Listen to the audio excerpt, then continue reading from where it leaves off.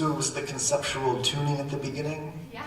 Yeah, that was interesting. I like that. It was nice when the light finally came up because I knew it wasn't a mistake. Yeah. It was intentional. So that was an interesting choice. You guys did great. Thank you so much. It's so great to see live music. You're totally.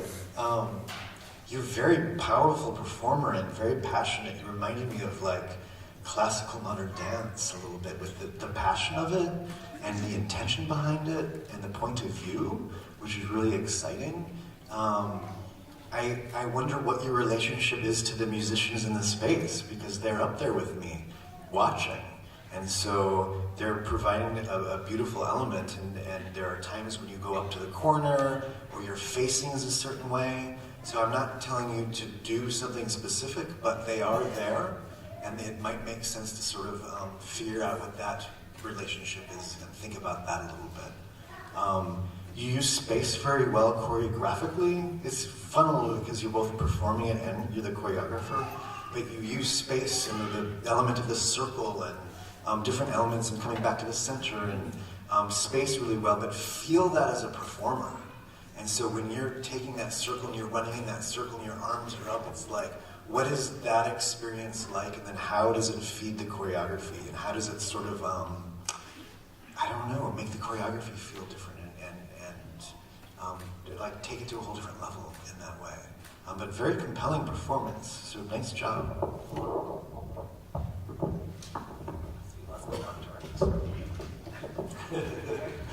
Right. Don't get out of order. You got me thinking, Daniel, when you were talking about that they are in the space, because that was on my mind too. Lighting choices are one thing, right? Could you maybe define your dance space as something separate and more intimate, or definitely bring in the togetherness of the musician?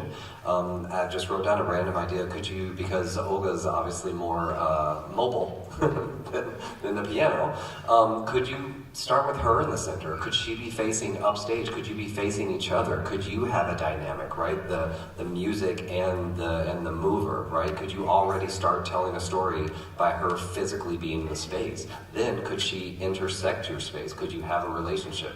All questions, no answers, just questions, right? I agree with the passion behind your movement. Like that was just a spectacular in and of itself. Like you have such a storytelling capability in the way that you are expressing your movement. It was just a super high level of stage presence, for lack of a better word. It was very captivating, your performance. I am not sure where we went, but I was right there with you the whole time. You never lost me. Yeah, you had me, so awesome.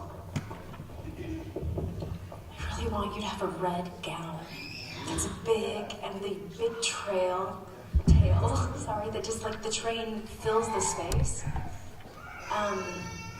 Longer, bigger swirls. I don't think you need as many as you had. If they were longer and you took all that time, there's an elegance about this that almost demands that you continue to develop it and find other places to perform it. That you build your red gown or rent it from somewhere, find it. Or maybe it's white, or maybe it's something that you really love, and then guest perform this at different arts events and different dance shows, and be a guest performer and share the beauty and the elegance of this piece. I think, yes, and it will have a nice long life, hopefully. Yes. Cheering you on, bravo. Yeah,